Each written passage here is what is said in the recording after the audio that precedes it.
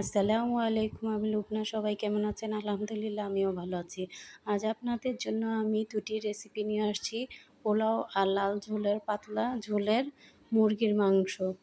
প্রথমে আমি তেল আর ঘি মিক্স করে এখানে তেজপাতা, গরম মশলা দিয়ে এখন পেঁয়াজ কুচি দিয়ে ভেজে নিচ্ছি। পেঁয়াজগুলো লালচে করা যাবে না, তাহলে পোলাও লাল হয়ে যায়। সব হালকা ভেজে নিচ্ছি। সাথে কয়েকটা কাঁচামরিচ দিয়ে দিলাম ফালি করে, যাতে ঝালটা মিক্স হয়ে যায় তেলের সাথে। দেন আমি এখানে 1 চামচ পরিমাণ লবণ দিয়ে দিচ্ছি। দেন একটু আমি ভালোভাবে নাড়াচাড়া দিয়ে এখানে 1 চামচ পরিমাণ আদা রসুনের পেস্ট দিয়ে ভালোভাবে কষিয়ে নিচ্ছি।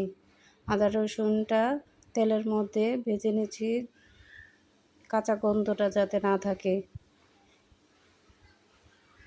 মশলাটা কষানো হয়ে গেলে আমি ঝরিয়ে ছেঁকে রাখা পোলাও চাল দিয়ে দিচ্ছি।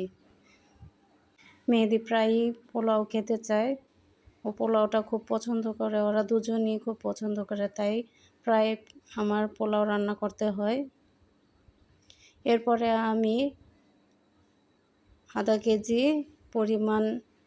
আধা কেজি থেকে একটু বেশি পরিমাণ দুধ দিয়ে দিলাম। এরপরে ঢেকে দিচ্ছি। 5 মিনিট পরে আবার আমি ভালোভাবে নাড়াচাড়া দিচ্ছি।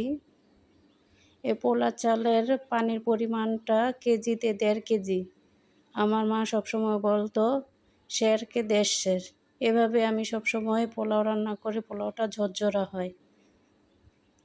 কিছুক্ষণ পরে আবার ঢেকে দিচ্ছি, আবার যাতে যতক্ষণ পর্যন্ত খেয়াল রাখতে হবে লেগে না যায়। আর এই পানিটা পারফেক্ট মতন দিলেই পোলাওটা এরকম ঝরঝরা হবে।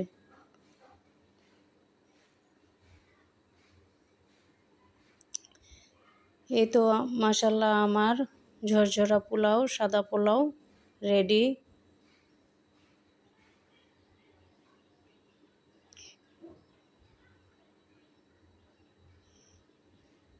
এরপরে আমি মাংস কষিয়ে নিচ্ছি। প্রথমে আমি কড়াইতে পেঁয়াজ কুচি দিয়ে তেলের মধ্যে ভালোভাবে ভেজে নিচ্ছি। এরপরে গরম মশলা দিলাম, আদা রসুনের পেস্ট দিলাম, ভালোভাবে কষিয়ে নিচ্ছি। এরপরে আমি পরিমাণ মতন লবণ দিয়ে দিচ্ছি। এরপরে আমি 1.5 চামচ পরিমাণ মরিচের গুঁড়ো দিচ্ছি আর 1/2 চামচ হলুদের গুঁড়ো দিচ্ছি। এখানে হলুদ অ্যাড করব না, একটু ঝাল ঝাল হবে তরকারিটা, সাদা টাইপের। এরপরে কিছু গরম মশলা দিয়ে দিলাম, ভালোভাবে কষিয়ে নিচ্ছি। এরপরে আমি মাংসগুলো দিয়ে দেব।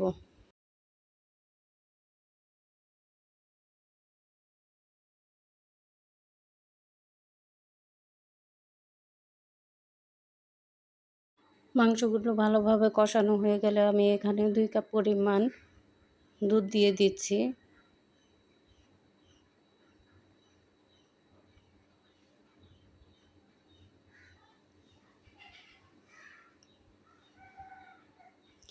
দেন আমি 5 মিনিটের জন্য ঢেকে দিচ্ছি।